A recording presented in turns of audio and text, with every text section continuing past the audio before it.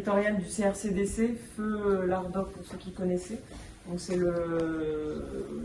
la coordination régionale des dépistages des cancers en général. Et donc à l'occasion de Mars Bleu, c'était l'occasion de parler donc, du cancer colorectal. Et donc je vais être accompagnée aujourd'hui de Margot Chabanon, qui est diététicienne également sur l'hôpital. Et donc on va essayer de vous parler un peu de la prévention et du dépistage du cancer colorectal. Parce que malheureusement, on en parlait, on n'est pas très performant sur le département, alors, au niveau national aussi, hein, pour sûr, mais encore on est en dessous de la moyenne nationale et en Haute-Loire. Juste pour commencer par donc, vous m'entendez suffisamment parce que je n'ai pas besoin de prendre le micro. Juste pour l'enjeu de Mars Bleu et de ces campagnes de dépistage, c'est que le cancer colorectal, c'est quand même la deuxième cause de cancer, tout cancer confondu en France. En 2018, c'était responsable de 17 000 décès en France. Il y a plus de 47 000 nouveaux cas par an. Chez les femmes, c'est le deuxième cancer le plus fréquent après le cancer du sein, et chez l'homme, c'est le troisième. L'âge médian en diagnostic, pour l'instant, il est autour de 71 ou 72 ans chez les femmes. Ce qu'il faut savoir, c'est qu'il y a moins de 50% des cancers qui sont diagnostiqués à un stade précoce. C'est là l'enjeu du dépistage, parce que s'il est diagnostiqué à un stade précoce, il peut être guéri dans 9 cas sur 10.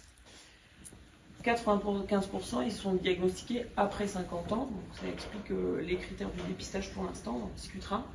Et dans 80% des cas, c'est des cancers qu'on appelle sporadiques, c'est-à-dire que c'est un polype, donc c'est une tumeur bénigne qui a lentement évolué jusqu'à devenir cancéreuse.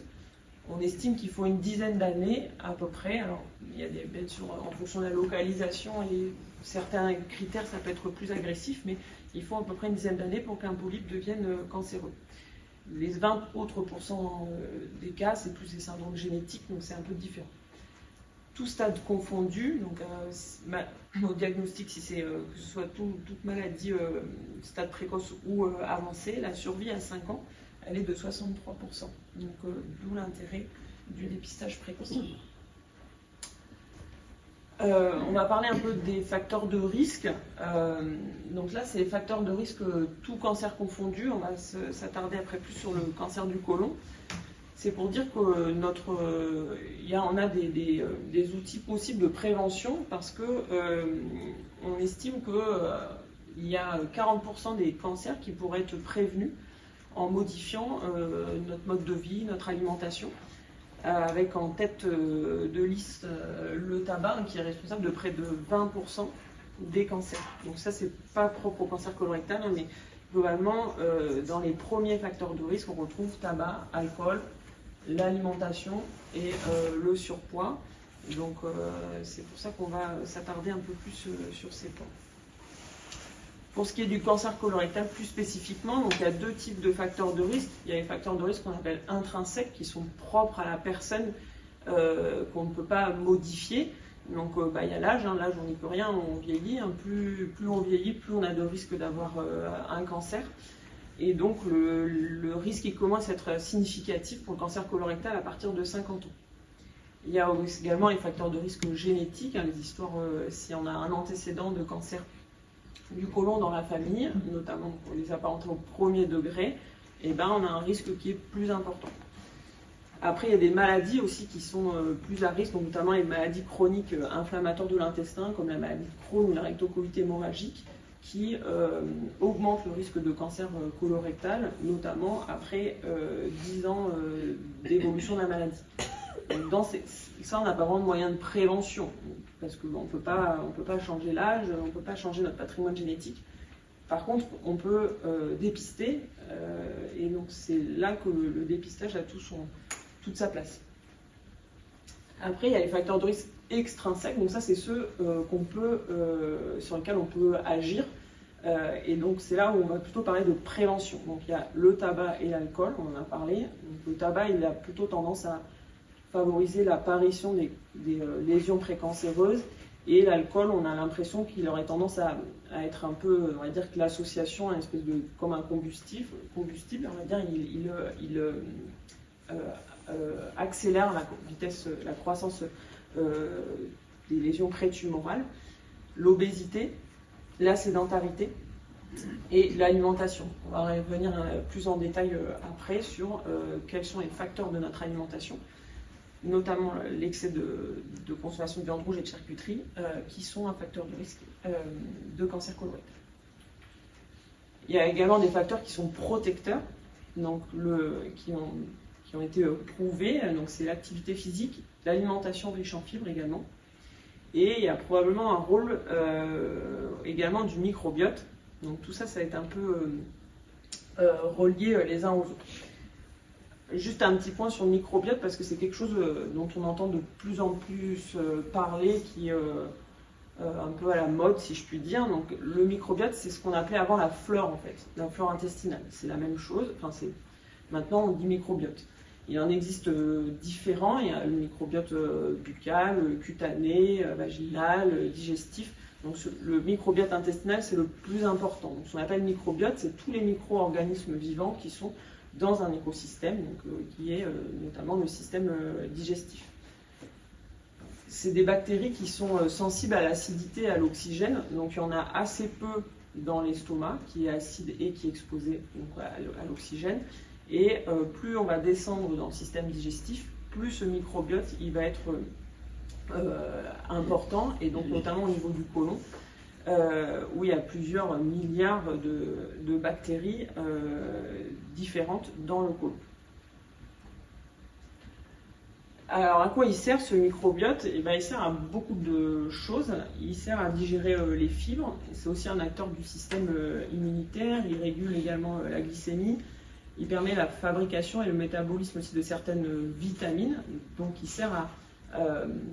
il a une action propre, il sert à digérer ce qu'on mange, à produire de l'énergie également.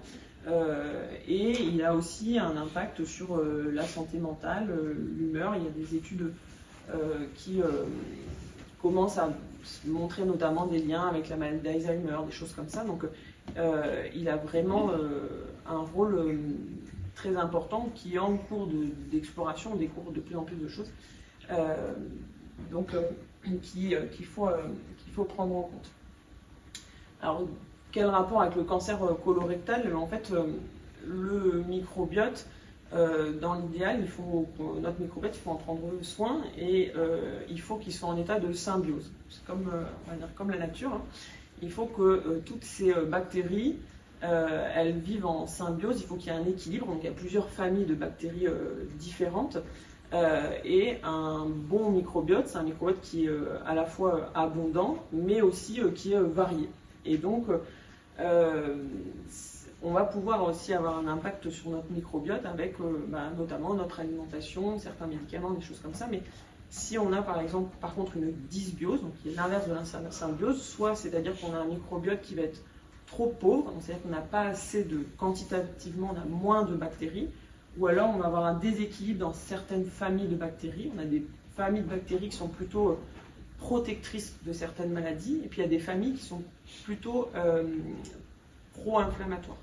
Et donc, si on a une dysbiose, on peut favoriser l'apparition de maladies inflammatoires digestives, et potentiellement aussi qu'il peut y avoir une action, donc ça peut être un facteur de risque dans le cancer colorectal.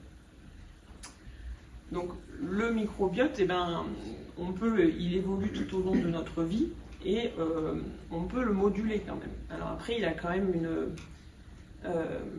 on peut le changer. Maintenant, il y a la transplantation de microbiote fécal, c'est des choses dont on commence à entendre parler, mais qui est vraiment que dans des indications spécifiques, mais on peut le moduler quand même un peu avec notre mode de vie. Donc, il va y avoir des facteurs qui vont avoir une influence négative sur notre microbiote. Donc, il y a la sédentarité, la pollution, le stress, mais également, il y a certains médicaments qui sont particulièrement pathogènes, qui sont particulièrement délétères pour notre microbiote. Ça va être les antibiotiques notamment, les antiacides, donc pour l'estomac, tout ce qui est oméprazole, Nexium, Pariette, tout ça, ça va favoriser la dysbiose, ça va déséquilibrer un peu notre microbiote. Et également les aliments ultra transformés, donc c'est tous les aliments qui contiennent des émulsifiants, tous ces additifs qui sont en fait qui sont pro-inflammatoires. pour le système digestif. À l'inverse, on va pouvoir aussi favoriser la variété, l'entretenir, le développer, notre microbiote. Et ça va être principalement l'alimentation qui va permettre, avec une alimentation riche en fibres. On va y revenir plus en détail. L'activité physique aussi. Le sommeil a un impact également sur notre microbiote et les probiotiques. Donc les probiotiques, c'est des bactéries. Donc ça, vous en voyez souvent à la pharmacie, on vous en propose. Donc il y a des prébiotiques et des probiotiques. Donc les probiotiques, c'est des bactéries. Les prébiotiques, on va dire, c'est des aliments pour vos bactéries du microbiote. Donc c'est un petit peu différent. Alors, on parle de prévention, donc on va parler aussi de l'alimentation après, mais il y a aussi l'activité physique qui a un rôle important. On a vu que l'obésité et la sédentarité, c'est un facteur de risque de cancer colorectal. Donc si on veut limiter, diminuer ce risque, eh ben, l'activité physique, alors pour plein d'autres maladies également, elle va être bénéfique, mais d'autant plus pour le cancer colorectal, parce que c'est ça qui nous intéresse aujourd'hui. Les recommandations, c'est 30 minutes d'activité physique dynamique par jour pour un adulte. Alors, qu'est-ce que c'est l'activité physique? L'activité physique, dans ces 30 minutes, il faut qu'elle soit une activité qu'on appelle modérée ou intense. Donc, modérée, ça va être quelque chose, on est un peu essoufflé, mais on est capable d'avoir quand même une conversation pendant qu'on fait cette activité. Intensité élevée, c'est on est essoufflé, on ne peut pas trop parler, on transpire. Et donc ça, il faudrait 30 minutes par jour. Alors c'est pas forcément 30 minutes continues, hein, ça peut être 2 fois 15 minutes dans la journée, mais on devrait tous faire au moins 30 minutes par jour. Après, activité physique, ça ne veut pas dire sport, parce que c'est vrai que les gens ils disent ah mais moi je peux pas, j'ai un problème respiratoire, ou j'ai mal au genou, ou donc ça ne veut pas dire qu'il faut faire 30 minutes de course à pied par jour. Il y a plein de possibilités d'être actif sans forcément faire du sport. Donc il y a les loisirs, le sport effectivement reste une activité physique bien évidemment. Après de la marche un peu rapide, c'est considéré comme de l'activité physique, mais il y a aussi dans notre quotidien des activités domestiques comme du jardinage, faire du ménage, ça reste monter, descendre les escaliers dans la maison, c'est une activité physique. Après, il y a des trajets aussi au quotidien qu'on peut essayer d'optimiser, on va dire, pour intégrer l'activité physique dans notre quotidien. C'est d'essayer sur des petits trajets où on va favoriser d'habitude par exemple la voiture, d'essayer de plutôt favoriser soit le vélo, soit à pied, pour alors, que ce soit prendre une habitude et de l'intégrer dans notre mode de vie, de prendre l'escalier au lieu de prendre l'ascenseur, ce genre de petites choses. Donc c'est pas forcément de monter l'escalier pendant 30 minutes, mais si vous avez pris l'escalier, vous avez, je sais pas combien d'étages au lieu de prendre l'ascenseur, vous avez fait déjà peut-être 10 minutes de votre activité physique dans la journée, il ne reste plus que 20 à faire, enfin voilà, c'est des petites choses comme ça qu'il faut essayer de faire quotidiennement. Alors on parle souvent d'activité physique et de sédentarité, c'est deux choses différentes. Alors on peut être sédentaire tout en faisant de l'activité physique. La sédentarité, c'est le fait d'être assis ou allongé, en dehors de quand on mange ou quand on dort, bien évidemment. Il faut la limiter. Alors, on est de plus en plus, notre mode de vie est de plus en plus sédentaire, malheureusement, d'où probablement l'augmentation également de l'obésité, même surtout chez les enfants. On passe en moyenne 12 heures, ça c'est les journées au travail, 12 heures sédentaires. Donc ça compte pas la nuit et les repas. C'est quand même pas beaucoup d'activité. Les jours non travaillés, la moyenne c'est plutôt 9 heures. Et ce qui est un peu inquiétant, c'est qu'un ado de 15 ans, 74% du temps assis. Or la nuit. Donc, alors que normalement c'est un âge où il devrait être un peu plus actif, 7 ans, 51%, c'est déjà quand même pas mal. Donc comment est-ce qu'on peut la limiter? Eh ben, il faut essayer de réduire au maximum le temps où on est assis ou allongé. Alors après, en fonction du travail qu'on fait, ça peut être pas toujours faisable, enfin pas toujours facile à mettre en application. Mais si on est obligé, donc c'est d'essayer au moins toutes les 2 heures, il faudrait essayer de se lever, de bouger, s'étirer un peu, quelques minutes, toutes les 2 heures d'inactivité pour diminuer la sédentarité. Donc c'est quelqu'un qui est assis toute la journée ou allongé toute la journée et qui va courir 30 minutes le soir, et ben il est quand même sédentaire. Après, le fait qu'il fait quand même 30 000 d'activité fait qu'il a quand même un risque qui est plus faible, mais théoriquement, c'est ces deux composantes qu'il faut prendre en compte. Donc, je vais passer la parole à Margot pour voir comment on peut faire pour prévenir le cancer en mangeant mieux.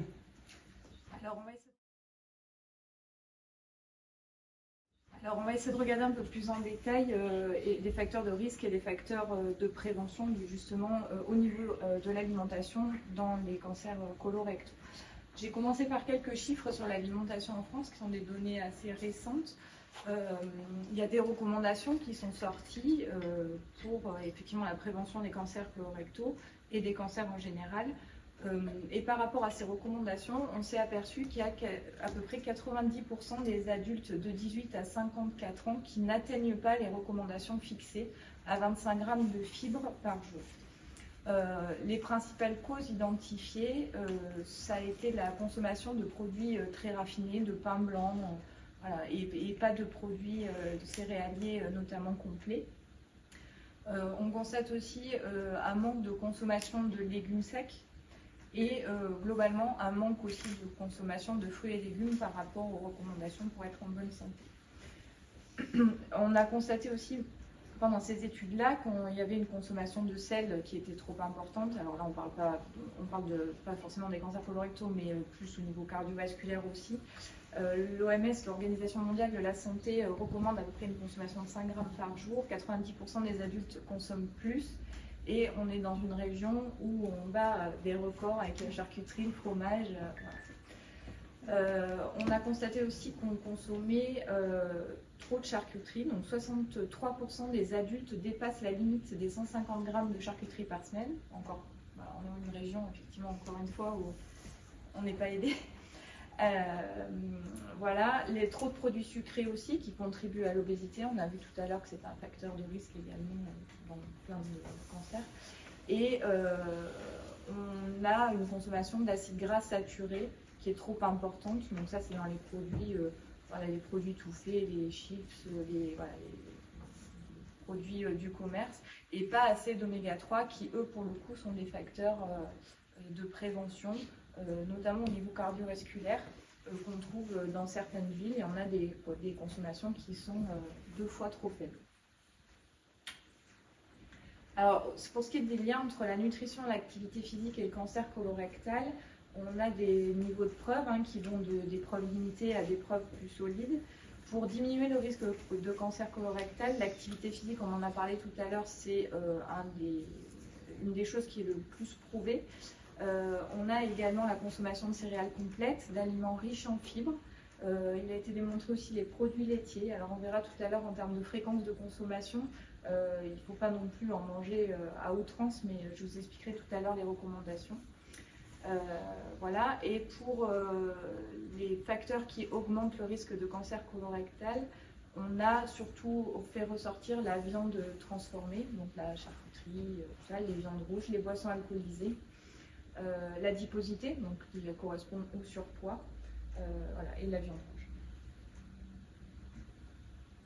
Alors, pour aider un peu les Français à se retrouver là-dedans, vous avez dû entendre parler du PNNS, donc le Plan National Nutrition Santé, donc on en est au 4e, il y en a eu 3 avant. Et là, ils ont mis l'accent en fait sur plusieurs choses, donc sur la consommation de fibres, en préconisant d'augmenter cette consommation donc de fruits et légumes, de légumes secs et de féculents plutôt complets, pain complet, pâtes complètes. Voilà, alors les fibres, on a voulu faire un petit focus dessus parce que qu'est-ce que c'est? On en entend beaucoup parler, mais on ne sait pas franchement ce que c'est. Les fibres, c'est des glucides, donc c'est de la famille des sucres, c'est des glucides qui sont d'origine végétale. À la différence d'autres sucres, ces fibres, elles ne sont pas digérées ni absorbées dans l'intestin grêle et elles vont arriver intactes au niveau du côlon. Et ces fibres, elles vont être utilisées par les bactéries, donc le microbiote, on en a parlé tout à l'heure, qui peuplent notre côlon. Il y a 2 types de fibres. Toutes les fibres, elles ne sont pas équivalentes. On a des fibres solubles qui aident, elles, plutôt à la digestion et à la régulation de la glycémie. Donc, c'est des fibres qu'on trouvera dans l'avoine, l'orge, les fruits, les légumes et certaines légumineuses. Et on a des fibres insolubles, elles, qui vont avoir le rôle en fait d'augmenter le volume des sels.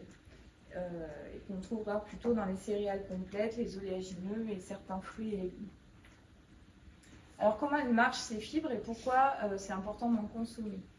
Les fibres, elles agissent à plusieurs niveaux. Elles permettent de réduire la sécrétion d'insuline. Donc elles ont un rôle sur la régulation du poids. Souvent on conseille aux patients diabétiques d'avoir une consommation de fibres suffisante puisqu'on sait qu'on va aider à réguler la glycémie et à réguler le poids. Les fibres, elles diminuent aussi les facteurs de croissance.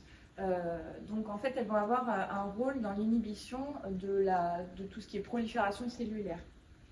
Elles permettent aussi d'accélérer le transit et de réduire en fait le temps d'exposition du côlon aux cancérogènes qui peuvent être potentiellement dans les selles en fait. Donc elles vont permettre d'éliminer plus rapidement et de favoriser le transit. Et enfin, ces fibres, elles permettent la production d'acides gras à chaîne courte, c'est avec l'aide du microbiote. Et tout ça, ça a un rôle en fait anti-inflammatoire et ça permet de prévenir aussi le cancer colorectal. Alors où est-ce qu'on en est en France? On n'est pas des champions, on n'est pas dans les mieux classés. Au niveau de la consommation de fibres, donc on l'a dit tout à l'heure, à peu près 90% des Français ne mangent pas suffisamment de fibres. On est plutôt sur une moyenne de 15 grammes de fibres par jour, alors qu'en Allemagne ou en Norvège, on est sur des proportions beaucoup plus importantes. Et on estime que 4704 cancers en 2015, alors c'est un petit peu vieux, mais c'est des dernières choses que j'ai trouvées vraiment avec des chiffres, sont attribuables à une faible consommation de fibres alimentaires. Alors où on les trouve ces fibres? Donc on l'a dit, dans les fruits et légumes, dans les légumes secs, les algues, dans tout ce qui est céréales, produits céréaliers, surtout dans les céréales complètes, les fruits oléagineux, donc ce qu'on entend par fruits oléagineux, c'est olives, noix de coco, avocats, et les graines oléagineuses aussi, amandes, noisettes, noix, tout ce qui est graines de lin, graines de courge. Ça, c'est des aliments qui sont riches en fibres. Je vous ai mis là, les quantités de fibres dans les fruits, les légumes, les céréales et les légumineuses. Donc c'est pas pour aller dans le détail, mais il y a certains fruits qui sont plus riches que d'autres, notamment par exemple les mûres, les framboises, les myrtilles. Au niveau des légumes, ce sera plutôt donc, les choux, le brocoli, la carotte. Sur les céréales, on a le pain de seigle qui est riche en fibres, les flocons d'avoine, tout ce qui est quinoa, les pâtes complètes. Voilà. Et on voit que le pain blanc, par exemple, il y a une teneur en fibres bien moindre. Au niveau des légumineuses, donc ils sont relativement tous riches en fibres, mais on a surtout les pois chiches, les haricots blancs, les haricots rouges, qui peuvent contribuer à augmenter cet apport de fibres. En pratique, donc pour atteindre 25 grammes de fibres par jour, on conseille de manger au moins 2 fois par semaine des légumes secs. Alors lentilles, mais il y en a d'autres. Nous ici on peut lentilles, mais il y a aussi, on a quand même une chance de temps en temps. Mais il y en a d'autres, pour varier un petit peu. Et manger 1 fois par jour un produit céréalier complet. Donc pâtes complètes, riz complet, pain complet. C'est beaucoup, 25 grammes de fibres, et c'est aussi de manger suffisamment de fruits et légumes. Donc les fameuses 5 portions par jour. C'est là où parfois on entend que j'ai mangé 3 cerises et 2 mandarines, j'y suis. C'est 5 portions, mais c'est aussi 5 portions en variant les apports.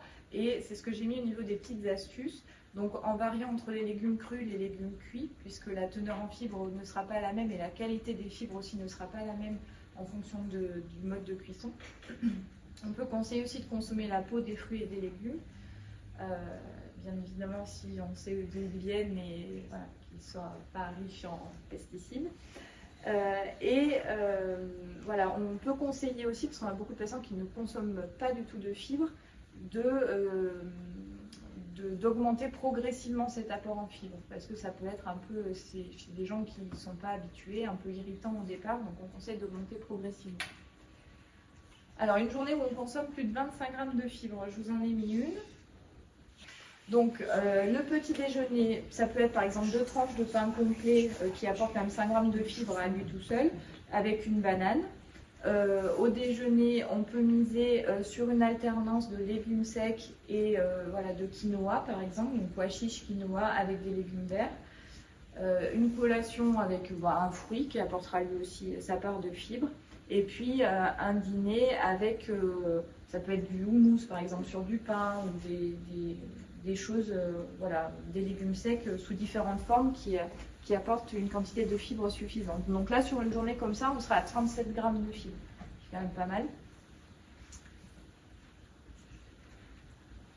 Au niveau des recommandations, donc la première, c'est la consommation de fibres et la deuxième, c'est de diminuer la consommation de viande rouge et de charcuterie.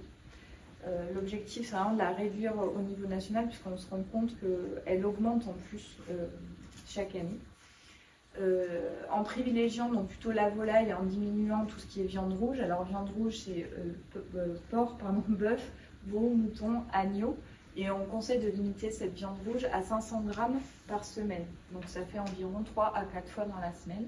Et le reste du temps varier avec plutôt des poissons, notamment des poissons gras pour l'apport en oméga 3 ou des œufs. De limiter la charcuterie donc à 150 grammes par semaine, ce qui représente à peu près 3 tranches de jambon. Voilà, d'essayer d'alterner entre viande, poisson et œufs. Donc ça, je vais passer vite parce qu'on en a déjà un peu parlé. La viande transformée, c'est la définition, c'est toutes les viandes qui ont subi un traitement supplémentaire par rapport à sa forme fraîche, donc c'est la charcuterie.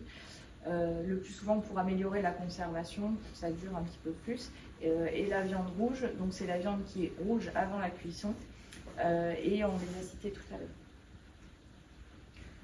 Alors, pourquoi la viande rouge et la charcuterie peuvent être des facteurs, qui peuvent nuire à la santé? Donc, parce que donc, la consommation de fer en excès favorise le stress oxydant.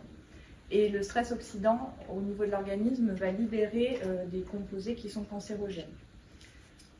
On a aussi la présence de composés nocifs à l'intérieur même de la charcuterie, souvent par rapport à l'emploi des sels nitrités là, pour faire sécher et pour conserver. Donc ces composés sont nocifs et entraînent la formation de composés génotoxiques, c'est-à-dire c'est des composés qui vont être toxiques pour l'ADN. Et le chauffage également souvent au cours de la cuisson, donc de ces aliments-là, va mener à, les graisses en fait qui sont contenues dedans vont s'oxyder et ça aussi ça va créer et former des composés qui seront cancérogènes. Alors en France où on en est, donc on estime que 32% des Français mangent trop de viande rouge et 63% consomment trop de charcuterie par rapport aux recommandations. Et on estime aussi que plus de 5000 cas de cancer colorectaux pourrait être évité en rebasculant un petit peu dans les recommandations. En pratique, donc on a dit moins de 500 grammes de viande rouge par semaine, moins de 150 grammes de charcuterie par semaine, et essayer de varier avec d'autres sources protéiques. Donc ça peut être du poisson, des œufs, mais aussi on tente de plus en plus et on fait de plus en plus au niveau des écoles sur des menus végétariens. Alors on ne demande pas d'être végétarien tout le temps, mais en associant un féculent et un légume sec, on arrive à avoir une équivalence en protéines qui sera suffisante pour remplacer un morceau de viande ou de poisson. On a parlé aussi de l'alcool et des produits sucrés. Donc là c'est pareil, donc tout ce qui est produits sucrés, donc jus de fruits, boissons aux fruits, les sirops, les eaux aromatisées. Là aussi, on essaie de les réduire, parce qu'on se rend compte que la consommation est très élevée, notamment chez les enfants. On essaie de les réduire pour réduire effectivement le surpoids et l'obésité. Et la consommation d'alcool augmente aussi le risque de cancer colorectal, mais aussi le risque de cancer aérodigestif, du foie, du sein et globalement voilà, de tout un tas de pathologies. La consommation d'alcool, les repères, c'est 2 verres d'alcool par jour maximum et pas tous les jours. Tout ce qui est aliments gras, salés, sucrés, ça aussi on en a déjà entendu parler beaucoup. On on essaie de les limiter et il y a des études récentes qui ont montré que la consommation d'aliments ultra transformés majorait en fait le risque de maladies chroniques. Donc on conseille de limiter tout ce qui est gâteau, tout ce qui est chocolat, crème dessert. On peut les faire nous-mêmes aussi, voilà, pour se faire plaisir, mais on conseille de limiter tout ce qui est acheté, préparé dans le commerce. Il y a aussi le Nutri-Score, j'en parle parce que ça peut aider quand même. Voilà, de A à E et qui permet d'aider qu'on se repère un petit peu plus au niveau des choix alimentaires lorsque l'on fait les courses.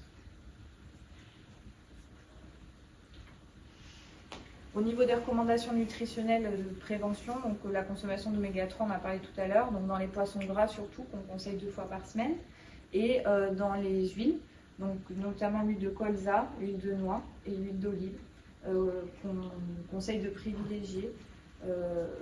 Au niveau des recommandations par rapport aux huiles, il ne faut pas utiliser une seule sorte d'huile, mais plutôt essayer de les varier pour avoir différents acides gras à l'intérieur. Voilà. Et on a aussi les fruits à coque qui sont riches en oméga 3, donc tout ce qui est noix, noisettes, et qui peuvent être une alternative aussi pour augmenter sa consommation. Les produits laitiers, on recommande d'en consommer. Avant, on disait 3. Les dernières études ont montré plutôt 2. À 2 produits laitiers par jour, on a une alimentation qui est équilibrée, qui permet un apport calcique qui est suffisant. Mais 3 produits laitiers, on était un petit peu élevés. Donc on a réduit à 2 sur les dernières études. Voilà, donc ça c'est un résumé des recommandations sur l'alimentation et l'activité physique. Avant on disait il faut faire 1 fois ça, 2 fois ça, 3 fois ça. Maintenant on dit il faut augmenter, parce que c'était peut-être un petit peu trop rigide. Donc essayer d'augmenter donc tout ce qui est légumes secs, fruits et légumes, fruits à coque, activité physique et tout ce qui est fait maison bien sûr. Essayer d'aller vers le pain complet, les aliments de saison, le bio. Alors là, on ne peut pas parler de ça aujourd'hui parce qu'il y aurait un débat, voilà, mais c'est essayer de tendre vers ça quand même parce que c'est important. Vers la consommation de poissons gras et d'huile de bonne valeur nutritionnelle et de réduire la charcuterie, les produits sucrés, les produits salés, l'alcool et tout ce qui est viande rouge. Voilà, on va parler maintenant un peu plus du dépistage. Même si on fait tout bien. On ne peut pas éviter à 100% le risque de cancer.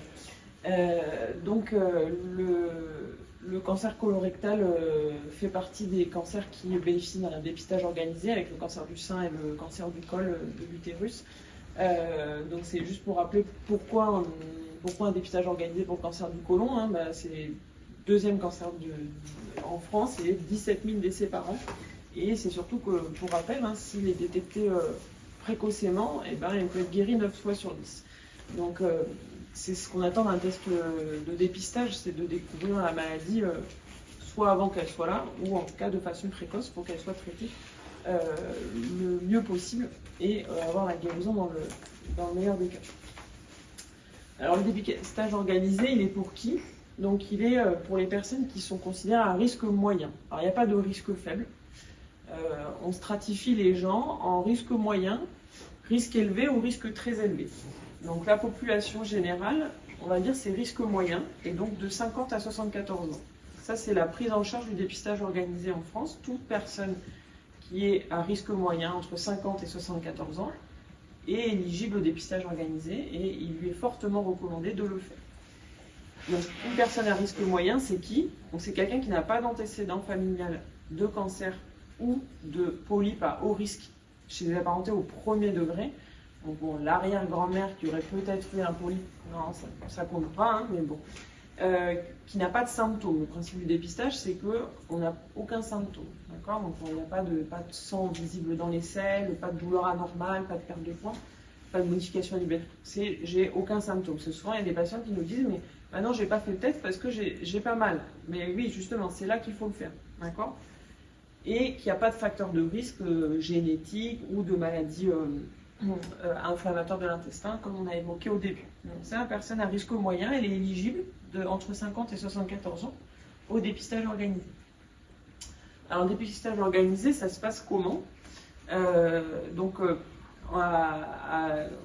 50 ans, on reçoit une invitation de l'assurance maladie. Alors c'est CRCDC, mais a priori ça va plutôt maintenant la caisse primaire, mais peu importe. Tout patient de 50 ans, toute personne, et pas encore patient, toute personne de 50 ans va recevoir cette invitation. Cette invitation, il y a un questionnaire dessus pour voir si vous êtes éligible au dépistage organisé. Parce que, effectivement, la caisse primaire, elle ne sait pas forcément si votre père a eu un cancer, ou si vous avez des symptômes, ou si vous avez déjà eu une coloscopie dans les mois qui ont précédé. Donc il y a un questionnaire qui va vous dire si vous êtes éligible ou pas à ce test. Ensuite, il faut se procurer le kit qui permet de faire le dépistage. Donc il y a plusieurs possibilités pour récupérer ce kit. Donc il y a le médecin traitant qui peut vous le délivrer. Donc une fois que vous avez reçu l'invitation, vous pouvez aller voir votre médecin traitant pour qu'il vous délivre ce kit. Maintenant, il y a des pharmacies aussi qui le délivrent. Alors il faut que le pharmacien il fasse une formation spécifique. C'est en train de se développer, donc toutes les pharmacies ne le font pas encore actuellement, mais vous pouvez déjà vous rapprocher de votre pharmacie habituelle. Il y a également sur Internet, donc c'est mon kit dépistage, et vous pouvez le commander directement en rentrant le code de votre invitation pour le recevoir par courrier. Après, il y a certains spécialistes aussi, on en distribue sur l'hôpital. Et également, la médecine, il y a l'AIST 43, le service de médecine du travail, qui en distribue également pour ce qui est de la Haute-Loire. Une fois que vous avez reçu le kit, il faut bien lire le mode d'emploi et faire le test à la maison. Et ensuite, le test, il faut le poster le jour même. Et ensuite, il va être traité. Et donc, le résultat va être transmis au médecin traitant pour la suite. Soit le test, il est négatif, et donc vous allez recevoir une invitation 2 ans plus tard. Soit le test, il est positif, et dans ces cas-là, il va falloir, on va vous adresser un gastro-entérologue. Donc, ça, c'est l'intérieur de l'enveloppe, ça se présente en 3 volets, le kit. Donc, il y a la notice, c'est important de bien la lire. Il faut vérifier que le kit il n'est pas périmé, il ne faut pas le faire, il faut respecter le délai d'envoi de 24 heures, donc il ne faut pas le faire un samedi ou veille de jour férié, si vous le postez et qu'il n'est pas traité dans les 24 heures, le test. Donc déjà il n'y a pas beaucoup de gens qui le font, et en plus dans ceux qui le font, il y a des tests qui ne peuvent pas être interprétés. Donc c'est important que la notice soit bien lue. Le test il est pris en charge à 100% par la sécurité sociale. Si vous êtes dans les 50-74 ans, il n'y a pas d'avance de frais à faire ou quoi que ce soit. Et si le test il revient positif, qu'est-ce que ça veut dire? Qu'est-ce que ça signifie? Alors, pour avoir une idée, le test, dans plus de 95% des cas, il revient négatif. Il y a des gens qui ont un peu peur de le faire. Donc il est positif que dans 4,5% des cas. Sur ces cas positifs, donc, théoriquement, quand le cas est positif, il faut faire une coloscopie. Donc, sur ces cas qui sont positifs, dans 8% des cas, on retrouve un cancer. Donc, c'est 8% de 4,5%. Dans plus de la moitié des cas, donc plus de 50%, la coloscopie va être normale. Et dans 30 à 40% des cas, on va retrouver des polypes et donc les enlever. Donc, c'est pas parce que le test est positif que ça veut dire j'ai un cancer. Et donc, la coloscopie, elle a également, c'est un examen qui a également sa place dans le dépistage. Donc, le test de recherche de sang dans les selles, donc c'est une recherche microscopique de sang dans les selles, parce qu'il y a des gens qui voient du sang dans les selles, du coup, ils font le test de dépistage. Donc, on revient, le dépistage, c'est je n'ai pas de symptômes. Donc, ce test, c'est le dépistage organisé, donc on a dit c'est les gens qui sont à risque moyen. Après, pour les gens qui ont un risque élevé ou très élevé, eux, ce test, il n'est pas destiné à ces personnes-là. Eux, ils doivent bénéficier d'un dépistage qui est plus renforcé, et donc c'est la coloscopie qui va le permettre de le faire. La coloscopie, donc on en fait dans quel cas? Soit parce qu'on a fait un test effectivement qui est revenu positif, donc il faut qu'on s'assure qu'il n'y ait pas un polype ou un cancer. Il y a des patients qui ont un risque élevé de cancer colorectal, donc c'est-à-dire qu'ils ont un antécédent chez un apparenté au premier degré. Donc si votre sœur a eu un cancer du côlon, normalement il ne faudrait pas faire le dépistage organisé, il faut faire d'emblée la coloscopie. Et si on a des symptômes, s'il y a du sang qui est visible dans les selles, si le transit s'est modifié de façon inhabituelle, s'il y a une perte de poids, là dès qu'il y a des symptômes, on n'est plus dans le dépistage organisé, il faut faire l'examen. Le but de la coloscopie, c'est de dépister donc, les fameux polypes, qui sont des lésions qui peuvent être précancéreuses. Alors, tous les polypes ne deviennent pas cancéreux, mais certains peuvent le devenir, et donc la coloscopie, elle permet à la fois de les détecter, mais aussi de les enlever dans le même temps.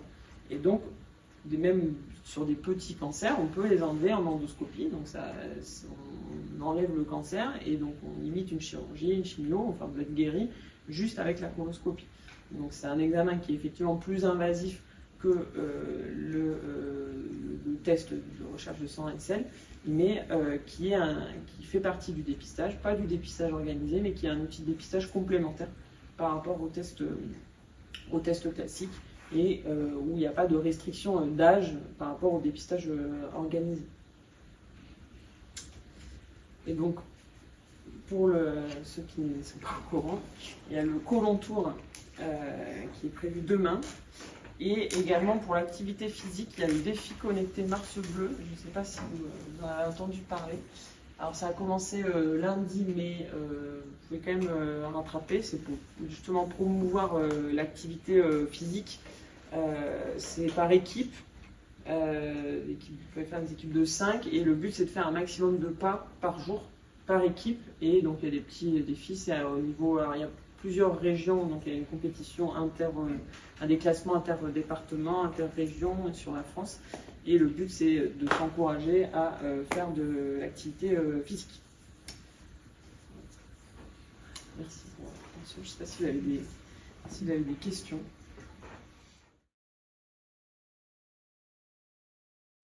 Un antécédent de cancer du sein, ça augmentait le risque de côlon? Non, il n'y a pas de sauf syndrome génétique. C'est plus les cancers endomètres qui peuvent entrer dans les PAF. Donc là, ça va être le cancer de l'endomètre, certains cancers pancréatiques un peu plus rarement, ou gastriques, on va renforcer le dépistage, mais pas pour le soin. Il n'y a pas de recommandation. Et la sensibilité du test c'est plus de 90%. Mais après, il faut qu'il soit bien fait. Et c'est plus sur la condition de réalisation qu'il faut déployer un peu de. Mais là, pour l'instant, donc en fait, j'ai oublié de le noter. En taux de participation sur la Haute-Loire, on est à 33%. Oui, 34% national, je crois. Et national 34%. Le seuil européen recommandé, ce serait 45% pour être un minimum efficace, quoi. Donc on est encore très loin. Et c'est à peu près équivalent entre hommes et femmes. Il n'y a pas vraiment de si mauvais des deux côtés. Alors qu'on est très bon dans le cancer du sein. Mes collègues Anne-Marie est plus performante. Haute-Loire sur le cancer du sein, tip top. Et le côlon, on est très mauvais élèves. C'est bon, mais pas très bon. Et pour le personnel qui sont risque, le dépistage, c'est coloscopie tous les 5 heures. Alors ça va dépendre. Donc il faut aller voir un gastro-entérologue qui va donc déterminer effectivement le risque et la raison et l'âge à partir duquel il faut débuter le dépistage par coloscopie. Et après, le rythme de surveillance va dépendre des résultats de la coloscopie. Ça dépend s'il y a des polypes ou pas, de leur taille, du type de polype. Et donc après, le rythme va être adapté en fonction. Il va être plus ou moins espacé en fonction s'il y a des polypes à risque ou pas. Mais en général, oui, c'est tous les 3 à 5 ans. Après, s'il y a une coloscopie normale, on peut espacer. Et ça dépend du niveau de risque familial. Enfin voilà, ça dépend du niveau de risque, de l'âge. On adapte en fonction. Et ça, c'est le gastro-entérologue qui adapte le rythme en fonction des résultats. Moi, je me demandais, est-ce que les statistiques incluent les coloscopies ou est-ce que c'est que le premier cas? Les statistiques vous donnez 33%. Non, ça c'est. Non, c'est de 33% de gens qui participent au dépistage. C'est-à-dire que parmi tous les... Vous incluez pas les coloscopies, donc. Non, c'est-à-dire que parmi les... Oui, c'est bon, je comprends ma question. Non, c'est les chiffres du dépistage organisé Oui, par mais après, personne. alors théoriquement, C'est ça. mais c'est vrai que je pense que c'est pas toujours fait, c'est-à-dire que théoriquement, les personnes qui bénéficient d'une coloscopie, elles le remplissent quand elles reçoivent la lettre, elles disent non, j'en ai une voilà, moins de 5 ans, donc je le fais pas. Ils savent pas retourner la page. Non, mais Ça, c'est voilà. incroyable. Mais du coup, théoriquement, c'est comptabilisé, c'est-à-dire que ces personnes-là, Les patients, ils retournent pas, ils ne sont retirés ils sont pas comptés. Mais effectivement, tout le monde ne retourne pas à la feuille. Ah, c'est incroyable. Donc Ça il change. y a probablement un manque de données. Mais sur les gens théoriquement éligibles, donc il y a peut-être, je suis d'accord qu'il y a peut-être un biais effectivement sur ces 33%, il y en a peut-être plus que ça qui se font dépister, mais c'est 33%, donc parmi ceux qui sont à risque moyen. Donc tous les gens qui sont à risque élevé ou quoi, ils sont pas comptabilisés dans le dépistage organisé. Mais il y a probablement des gens qui ont eu une coloscopie pour une raison X ou Y, donc ils n'ont pas fait le test, donc ils ont quand même fait un dépistage. S'ils n'ont pas rempli la feuille en disant j'ai eu la coloscopie, effectivement ils sont comptés comme non participants. Donc ça par contre, j'ai pas notion qu'on ait de chiffres précis là-dessus. C'est difficile d'avoir des chiffres parce qu'il faudra aussi un suivi, savoir qui le fait bien, parce que faire une fois, c'est bien, mais il faut faire tous les 2 ans. Oui, mais après Il ça, faudra ils avoir ont des chiffres, de le savoir. chiffre tous les Exactement. ans en fait. Et il y en a qui font trop, du coup ils font la coloscopie Oui, il y en a et qui le font test. le test Alors et la quand ils font des coloscopie. coloscopies, il n'y a plus besoin de faire de test. Et si le patient il a vu du sang dans les selles, comme les adresser tout de suite, c'est un test positif, il y a besoin de refaire un test. C'est ça. Parce que du coup, s'il est négatif, après le patient il est perturbé. Il va me dire j'ai vu du sang, mais mon test est négatif, donc c'est bon. Donc soit il ne vient pas, soit il ne comprend pas pourquoi on va quand même lui faire une coloscopie. Alors un test positif, ça vaut 10 000 tests négatifs. Hein. Dès que c'est positif, il faut avoir eu une coloscopie, point. Quoi. Et s'il y a du sang... Sauf si après ça, sauf s'il a eu une coloscopie 2 semaines avant. Donc, Oui, voilà. Mais Après, mais bon, du coup, c'est une coloscopie de 2 semaines avant, vous n'aurez pas dû faire le test. On a le problème de là, c'est les patients qui font sa coloscopie. 2 ans après, il fait son test, c'est positif. Du coup, il veut avoir sa coloscopie alors que, bon, Après, du coup, c'est discutable, du coup, il retrouve. ça devient compliqué. Il faut réévaluer au cas par cas, mais Après, ça fait qu'elles sont entre qui va juger. Mais... on se retrouve embêté à faire quand même des fois des coloscopies un peu trop rapprochées. Quoi. Il faut réévaluer le risque à ce moment-là. En tout cas, c'est le dépistage organisé, c'est pas de symptômes. Voilà. Dès qu'il y a des symptômes, il faut faire une coloscopie. S'il n'y en a jamais eu de fait, ou pas de récent. Tous les 3 mois, mais... Il y en a qui voudraient. Hein. Oui, mais... C'est pas les plus fréquents, heureusement. Non, mais ouais. Sachant que les rythmes de surveillance ont beaucoup évolué, mais qu'on est resté sur tous les 5 ans, Mais maintenant, mais que maintenant, ouais. on En pourrait fait, se passer à 7 ans ou 8 ans. La surveillance en endoscopie, elle a tendance, en fait, les dernières recommandations, elles tendent à plutôt espacer. En fait, le problème, les recommandations, elles se basent. Alors, je pense que les critères d'âge, ils vont évoluer aussi bientôt parce qu'on se rend compte qu'on a malheureusement de plus en plus de cancers chez des patients jeunes, donc avant 50 ans. Donc, je pense que cet âge de 50 ans, il va être amené à être abaissé peut-être à 45 ans. Même déjà, on le voit sur les antécédents familiaux, avant c'était 5 ans, maintenant c'est 45. Enfin, mais aussi, on se rend compte qu'il y a des gens qui ont trop de coloscopies et des gens qui n'ont pas assez, et qu'il n'y a pas assez de la démographie médicale, malheureusement, ne permettrait pas de faire des coloscopies à tout le monde, et pas assez de gastro-entérologues. Et donc, on a tendance maintenant à dire qu'il faut quand même peut-être en faire un peu moins chez les gens qui sont surveillés, parce que potentiellement, ils prennent la place de gens qui... Mais en pratique, on ne le fait pas, c'est trop c'est récent et c'est compliqué. Non, mais en pratique, je pense que c'est pas vrai, dans le sens où j'ai pas l'impression, en tout cas à l'échelle de la Haute-Loire, qu'on a des patients qu'on ne peut pas prendre en charge en coloscopie, et qu'il y a des... Pour l'instant, ça va. Il y a la place, on est capable d'absorber le volume de patients pour l'instant.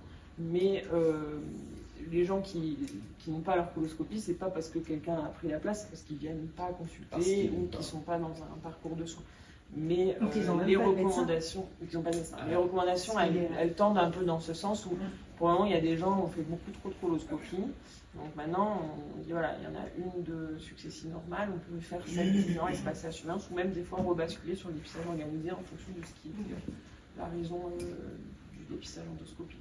Mais c'est pas, après, effectivement, il y a eu un peu, il y a des patients qui ont eu une coloscopie un jour, parce que, pas parce que c'était un risque, parce qu'ils avaient un symptôme au poids, si elle est normale, s'ils n'ont pas de surrisque, ils peuvent repasser sur le dépistage organisé, on ne va pas leur refaire une coloscopie tout le temps.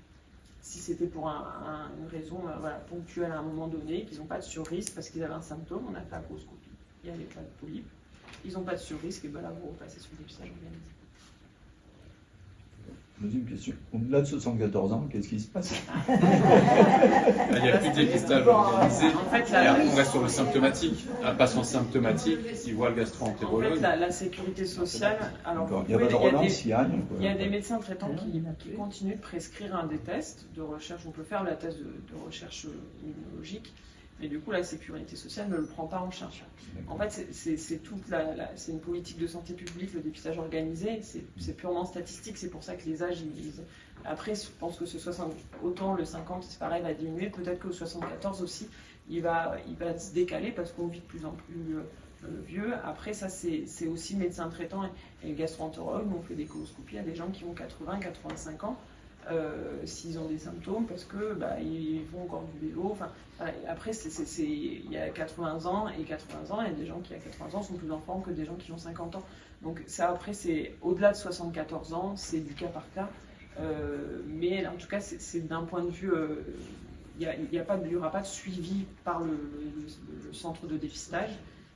Ça va être le médecin traitant et il n'y a pas de prise en charge au niveau de la sécurité sociale. Après, ça, c'est des politiques pour en avoir discuté avec les médecins généralistes. Alors, il n'y a pas de Il y a prise en différentes charge attitudes. à 100%, mais prescrit et réalisé, il est pris en charge à 65%, Oui. et même avec les Avec les compléments mutuelles. mutuels, il est Mais disons que pris la en différence charge. de dépistage, voilà, il n'y a pas d'avance de frais. Oui, voilà. Il n'y a pas d'avance de frais et pas de. Donc là, mais il y a des médecins traitants qui effectivement continuent de prescrire au-delà de 74 ans parce que la personne est en forme et que. Mais on avait ça, fixé 74 ans par rapport au risque ou par rapport à un coût par rapport à la moyenne, par rapport à l'espérance de vie. Mais ça, voilà, Ça date du peut-être camp, amené. voilà. Non, mais après, effectivement, c'est discutable quand on voit que le pic d'incidence, il est à 71, 72 ans. Et que nous, c'est vrai qu'en pratique clinique, on en voit beaucoup chez des patients au-delà de 74 ans qui étaient en forme, donc c'est discutable. Mais en fait, c'est des politiques de santé publique, c'est-à-dire que ça coûte trop cher. Ouais, ça coûte trop cher par rapport au nombre de patients que ça représente de continuer de dépister un volume, même si bon, l'avantage c'est les gens comme ils le font pas, ça coûte pas très cher, mais en soi, si tout le monde le faisait, c'est un coût énorme. Donc ça, si on allonge l'espérance, l'âge limite, et ben on va augmenter le volume de patients éligibles, de personnes éligibles, et donc c'est un coût qui n'est pas considéré comme légitime entre guillemets par rapport au nombre de personnes que ça représente. Sans compter que la question qui se pose aujourd'hui, c'est pas celle de le faire au-delà de 74 ans en dépistage organisé, c'est de le faire 5 ans avant, compte tenu de ce que vous avez dit là, d'une question qu'on commence à se poser des 5 ans qui précèdent les 50 ans. Tellement c'est vrai qu'après, on a une vision à l'échelle de notre pratique clinique où on a l'impression qu'on voit effectivement des patients plus jeunes, mais il y a toujours un retard sur les données statistiques parce que le temps de traiter, tout ça, voilà, donc ces recommandations, elles sont modifiées toujours un peu. On dit voilà, c'est bien, un peu plus jeune, on va étudier, on va regarder, ah bah tiens, effectivement, faudrait peut-être, ça prend du temps. Donc après, on a juste. Mais donc le message, c'est effectivement quand il y a les antécédents familiaux, d'en parler au médecin traitant, parce qu'en fonction de l'âge, si un antécédent familial chez un apparenté au premier degré, donc frères et sœurs, parents, enfants, il faudrait débuter une coloscopie à 45 ans ou 10 ans avant l'âge où ça s'est déclaré chez la personne. C'est-à-dire que la personne, si le frère ou le père il l'a eu à 50 ans, lui il faudrait qu'il commence à 40 ans. Et c'est valable pour les autres cancers aussi, ça? Non, juste pour le cancer colorectal. Après, chaque cancer a ses spécificités, il y a des terrains à risque. Après, en fait, les dépistages organisés, ces politiques, elles sont basées sur le nombre de... C'est la santé publique, ça représente beaucoup de patients, donc un coût humain et financier. Donc, il y a un intérêt à faire une politique publique. Après, c'est des choses qui vont être amenées, le taux de cancer, tout confondu, mais en digestif en plus, l'incidence, elle ne fait qu'augmenter. Donc peut-être qu'on proposera des dépistages sur d'autres cancers à l'avenir, mais pour l'instant, et après sur les dépistages sur les antécédents familiaux, il peut y avoir effectivement, après ça c'est avec les médecins traitants, parce qu'il y a des syndromes familiaux génétiques où par exemple si effectivement il y a des associations entre le cancer de l'endomètre, le cancer du sein ou des voies biliaires qui peuvent faire suspecter, mais dans ces cas-là, il faut une consultation génétique dédiée où un médecin va estimer en fonction des cas familiaux s'il y a peut-être effectivement une recherche génétique à faire. Et donc là, vous avez un dépistage qui va être personnalisé en fonction de votre risque génétique. Mais voilà, tous les cancers, c'est propre au cancer du côlon, l'âge par rapport aux appareils. En fait, l'entrée, c'est toujours le généraliste, quoi. C'est un échange avec le généraliste pour voir s'il y a des dépistage ou pas, quel type de dépistage il faut. Après, en général, les médecins généralistes, ils demandent les antécédents familiaux. Après, des fois, on ne les connaît pas toujours. Alors ça, c'est vrai que c'est une question, parfois, de certaines personnes, quand, par exemple, les parents, ils sont morts jeunes, mort accidentelle ou choses comme ça, on ne peut pas savoir si, potentiellement, ils auraient eu, ou s'ils sont adoptés, ils n'ont pas... Donc c'est un peu, ça peut être une discussion, ça m'arrive effectivement des gens qui se posent la question d'un dépistage endoscopique plutôt qu'organisé, parce que on ne peut pas savoir peut-être. Après ça c'est de l'individuel, mais là l'objectif c'est vraiment, c'est plus, on raisonne à l'échelle nationale, le dépistage organisé c'est toucher un maximum de monde. Après sur l'échelle individuelle, ça va être votre médecin généraliste qui va vous orienter et estimer le risque en fonction. Natacha, est-ce qu'on a une idée des raisons qui font que les gens répondent si peu et qu'il n'y ait pas vraiment de décollage du taux de réponse au dépistage organisé? C'est la flemme, c'est la peur, c'est tout. Enfin, après il y a le côté tabou un peu aussi, c'est ça. Le test. Après il y a des gens qui ont le test, c'est quand même beaucoup simplifié, il a beaucoup évolué. C'est-à-dire qu'on est passé de avant, il fallait faire recueillir, envoyer des selles 3 jours de suite.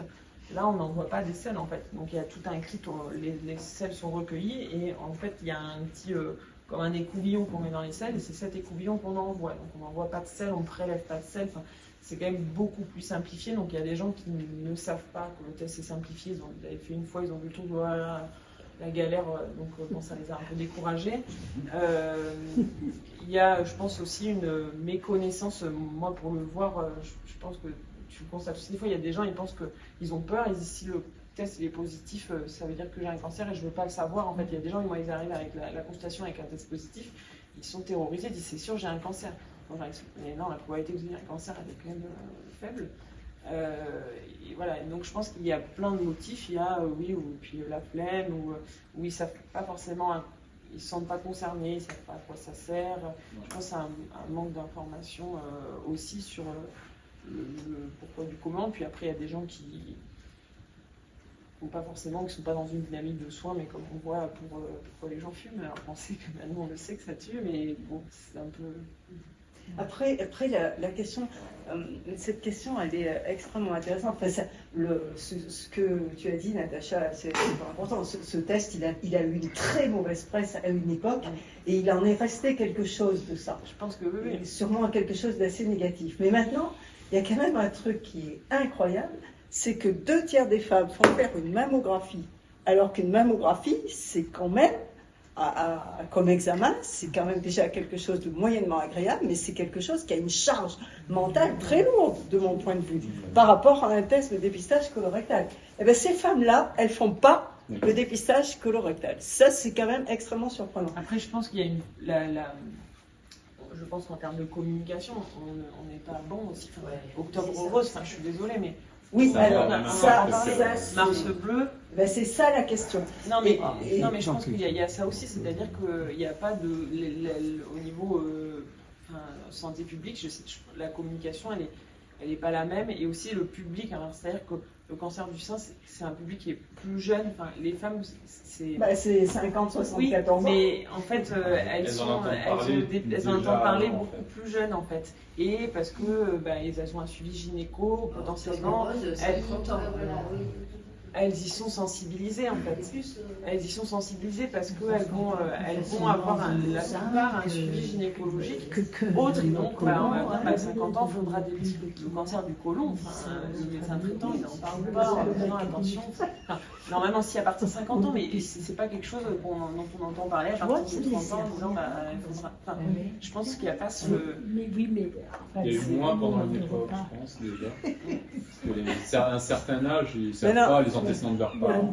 Alors que maintenant, les patients jeunes qui ont 40-50 ans, qui commencent, ils le savent, oui, mes parents, ils ne savent pas trop quel type. Oui, ils le savent, et donc là, ça commence. Du coup, ça va peut-être se décaler en termes de génération, être un peu plus vigilant, parce que nous, chaque fois qu'on voit un patient avec des polypes, maintenant, en fonction de l'âge, tu préviens le patient de prévenir les frères et sœurs, prévenir vos enfants qui se fassent dépister par coloscopie, on leur dit après. Bon, après, on a toute la famille qui vient. Et maintenant, moi, ce que je pense, c'est que c'est pas une fatalité. Moi, je pense qu'il faut qu'on réfléchisse et qu'on y travaille là-dessus. Parce que moi, je suis persuadée que c'est pas une fatalité. Le CRCDC nous avait bien montré les stats. Ils ont fait des sondages, ils ont fait des stats vraiment au niveau national pour les raisons, les gens, pourquoi ils ne le faisaient pas. Et c'est vraiment les raisons, elles sont très diverses. C'est oui, j'ai la flemme, je veux pas, j'ai peur, c'est ça, c'est toutes ces raisons-là en fait. Mais je ne sais pas comment. Maintenant, ils font une pub à la télé qui est quand même assez marrante. Oui. J'espère qu'effectivement, on est en train de s'emparer de ce problème parce que effectivement, le cancer du sein a commencé. Et donc, j'espère que ça va venir. Mais c'est vrai il y avait une vidéo aussi qui avait été faite par une équipe du CHU de Grenoble sur le dépistage du cancer colorectal qui était, elle était super. Sur un temps humoristique, mais ça parle un petit peu de problème. Il faut utiliser les outils actuels de prévention pour que les gens ils sachent déjà dès 40 ans. Après, il y a un problème aussi de. On n'en parle pas. C'est de territoire. Alors, c'est aussi un peu l'idée de ces critères, c'est-à-dire qu'il n'y a pas du tout les mêmes problèmes d'accessibilité aussi dans une grande ville par rapport à un territoire rural comme le nôtre où effectivement il y a 20% des patients qui n'ont pas de médecin traitant. On a une chance phénoménale, c'est qu'on a une chance phénoménale dans notre département. C'est qu'on a encore, il y a des départements où il n'y a pas de gastro-entérologue, on ne peut même plus les faire les tests. Il y a des départements en France dans lesquels il y a un tiers de la population qui n'a plus de médecin généraliste. On ne fait pas partie de ça. Si, en médecin généraliste. Il y a des soucis, mais c'est 2000 patients qui n'ont pas de médecin généraliste en Haute-Loire. Le sujet, c'est que les gens n'aillent pas faire le test. Oui, le test, c'est pour ça qu'il est disponible en pharmacie maintenant. Oui, après en pharmacie, il y a aussi.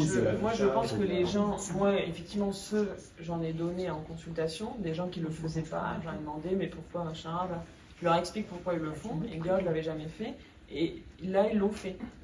Mais ça m'a pris un quart d'heure, c'est-à-dire que je pense que juste le courrier, le LISPA, et il y a donc sans le médecin traitant, je pense que c'est quand même difficile s'il n'est pas sensibilisé, sauf si c'est quelqu'un qui a, alors effectivement les gens qui ont eu quelqu'un dans la famille ou qui ont connu, ils vont faire, et si même la médecin ils reçoivent le courrier, ils vont essayer de se procurer le test, ils vont le faire.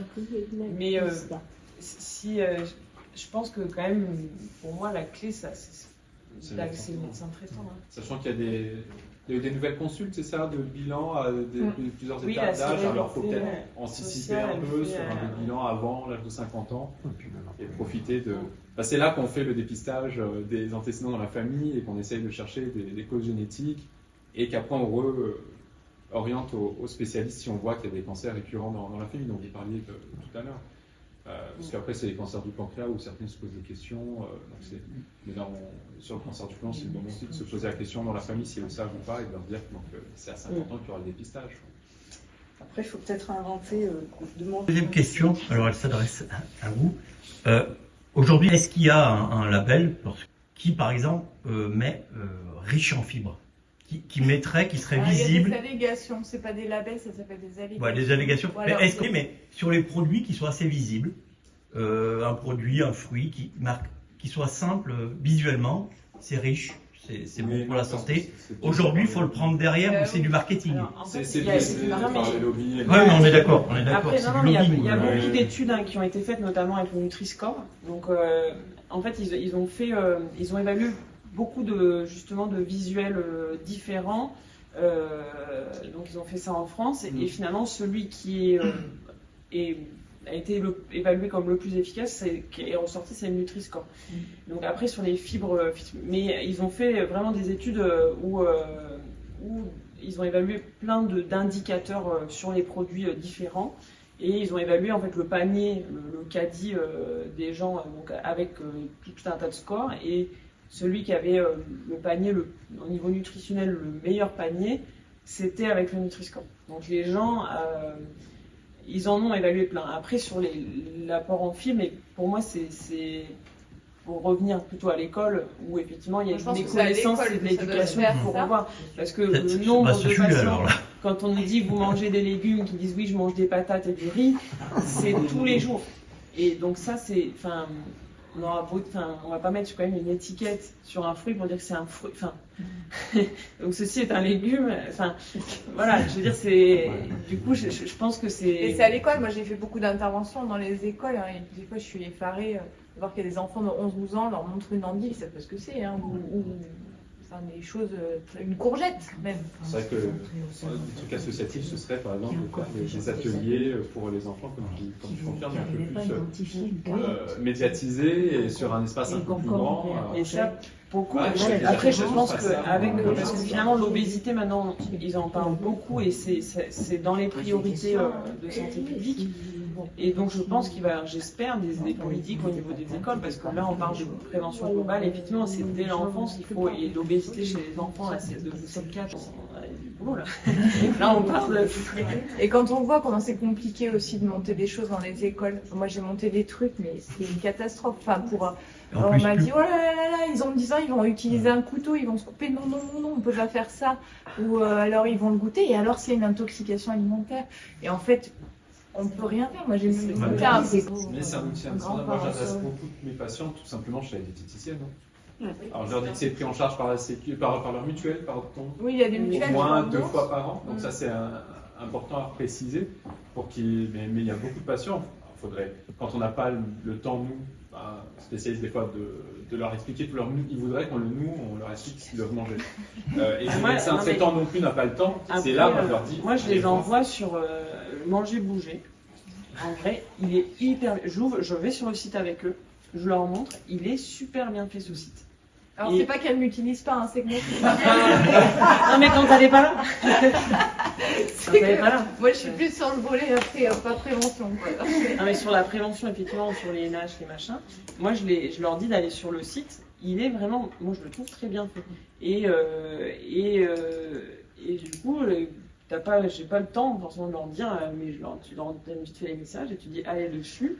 Et moi j'ai un patient il y a 15 jours, j'ai la viande, c'est pas possible, il est pour machin truc, et il mange de la viande 2 fois par jour. J'ai dit c'est trop. Mais c'est vrai qu'une consultation diététique c'est pas mal aussi quand même pour faire un point dit, mais du coup parce qu'on a les populations rurales où le repas c'est la viande et un truc, un accompagnement, un truc à côté, mais le plat ça reste la viande. Donc si on enlève la viande, mais qu'est-ce que je mange quoi? Le fromage. Des patates. Les patates, justement, les fromages, est-ce que vous faites des différences entre les fromages de chèvre et de chèvre ou de vache ou c'est tout pareil? Tout pareil. Tout pareil. Nous, on ne travaille pas. Non, il n'y a pas de. On dit de varier les fromages, de limiter la quantité, quelque chose de raisonnable. Peu importe la bête. Peu importe la bête. Oui, parce qu'on peut entendre effectivement qu'il y a des bêtes qui sont moins. Mais non, on les aime tous. Bon. Vous avez parlé tout à l'heure de probiotiques et de prébiotiques. Alors, quelle est la différence? Parce que je sais pas, entre le pré et le probiotique, c'est dans ce cadre-là. En fait, le probiotique, c'est la bactérie en elle-même. Donc, en fait, vous allez prendre des bactéries. Donc, après, il en existe des probiotiques, il y a des milliards et des milliards. Donc, ils en ont isolé et développé quelques-unes. Donc, le probiotique, c'est la bactérie à l'état pur, on va dire. Le prébiotique, c'est l'aliment de la bactérie.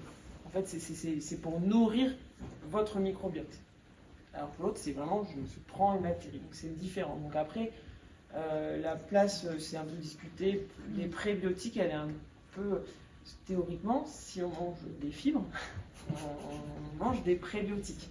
Si on mange des produits laitiers et des produits fermentés, on mange des probiotiques naturels. Donc théoriquement, après c'est sur une situation effectivement particulière type antibiotique, c'est plutôt probiotique qu'on va prendre avec, en prévention. Ouais. Mais il n'y a pas trop, en fait le seul qui est, en fait il y a comme l'ultradur qui est théoriquement, qui est validé on va dire scientifiquement c'est par rapport au Clostridium difficile. Pour l'instant il n'y a pas de recommandation. Vraiment, antibiotiques, il faut mettre un probiotique parce que le problème, c'est qu'il en existe énormément des probiotiques qui n'ont pas tous été étudiés. Il y en a quelques-uns où, effectivement, il y a des études, on dit, donc ça ne veut pas dire que les autres ne marchent pas, mais bon, ça fait probablement pas de mal. Après, c'est un coût, donc c'est pareil, c'est aussi une industrie. C'est du lobbying. Voilà. Ouais, mais théoriquement, à partir du moment où on a une alimentation équilibrée, il n'y a pas besoin de complément. C'est ça, donc sauf quelqu'un qui va avoir un régime végétalien, et ben là il va falloir compenser, ou végétarien. Mais une alimentation équilibrée, c'est si on suit toutes ces recommandations, on n'a pas besoin de complémentation. Et du coup, les fibres, c'est des prébiotiques, le fromage, le yaourt, c'est des probiotiques. Donc on a des pré, des pros dans notre alimentation, on a tout ce qu'il faut pour que notre microbiote. Après, si on est obligé de prendre un antibiotique, sur une durée courte, ça ne veut pas dire que ça va. Après, il y a plein de facteurs sur le microbiote en fonction de si on est né par voie basse ou par césarienne. Et après, il y a plein de facteurs. C'est surtout dans l'enfance aussi l'impact des antibiotiques chez le petit. Donc, il peut avoir un impact pour plus tard. Mais c'est toutes ces complémentations qui se développent. Mais c'est le grand paradoxe. Et encore en France, on s'en sort pas trop mal. Mais aux États-Unis, ils ont des supermarchés avec des rayons entiers de compléments alimentaires. Donc, ils bouffent des trucs. Un peu de ci, un peu de ça, parce que leur alimentation à côté elle est catastrophique, ils ne bouffent que d'ultra transformés, donc on marche sur la tête en fait, alors que si on revient à l'alimentation normale, on n'a pas besoin de tout ça. Quoi. Oui, ça, il y a un point positif ici, c'est que moi, quand on se déplace dans le département, il y a tout le temps des petits marchés partout, même des villages, ils ont des petits marchés, et des marchés hiver été, c'est pas que après, globalement, les gens, ils mangent assez équilibré ici, par contre, c'est vraiment la viande et la viande. Et par contre, voilà, des hôpitaux de prévention. Il faudrait des ateliers. Il faudrait des ateliers. Mais commencer dans la petite enfance. De prévention. Ça, c'est le sujet, commencer dans la petite enfance. Mais il faudra frapper aussi. Si on ne le fait pas à la maison. Des associations qui feraient des ateliers pendant des événements sur les places. Ils ne peuvent pas les acheter. Sur Henri Minet, sur Place du Vrai, mais il faudrait qu'il y ait du monde. Oui, mais s'ils s'achètent des hamburgers, des vaches qui sont faits. En tout cas, merci beaucoup à vous.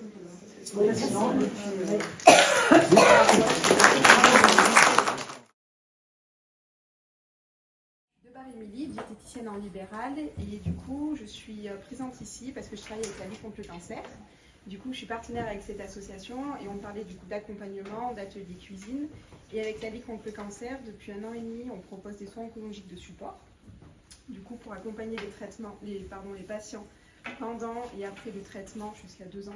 La fin du traitement, je ne dis pas de bêtises, c'est ça. Et du coup les soins oncologiques des supports, c'est quoi? C'est pluriprofessionnel, c'est-à-dire il y a des soins diététiques, des soins de massage, des soins esthétiques, on a aussi de la sophrologie. Et du coup, on propose ça aux patients. C'est tout pris en charge par la Ligue contre le cancer. Et en plus, on propose aussi des ateliers aux locaux de la Ligue, donc des ateliers cuisine, donc là aussi pour la prévention, cuisine et maison, des ateliers massage, des ateliers sophrologie, des groupes de parole. Donc voilà, en tout cas, la Ligue contre le cancer propose tout ça. Prochain atelier cuisine le lundi 17 avril, spécial hormonothérapie. Et prochain atelier le mercredi 20 mars. Spécial massage. Je ne sais pas si tu veux dire autre chose. Et sur la prise en charge, du coup, en fait, c'est la Ligue. C'est complètement pris en charge par la Ligue. Oui, financé à 100%. Voilà, il y a aussi soins psychologiques, j'ai oublié de dire. Parce qu'il y a ça aussi, le frein financier. Voilà. Oui, non, mais du coup, c'est ça qui est. Et depuis 1 an et demi, c'est complètement pris en charge par la Ligue. Ça aussi, essayer de faire passer le message aux patients, du coup, que la Ligue est là, au plus ils seront très bien accueillis en plus. Oui, il faut voilà. qu'ils passent dans des- vos locaux et vous leur donnez les dates. C'est ça. Voilà, ils ont une liste avec toutes les dates et ils repartent et c'est sur inscription.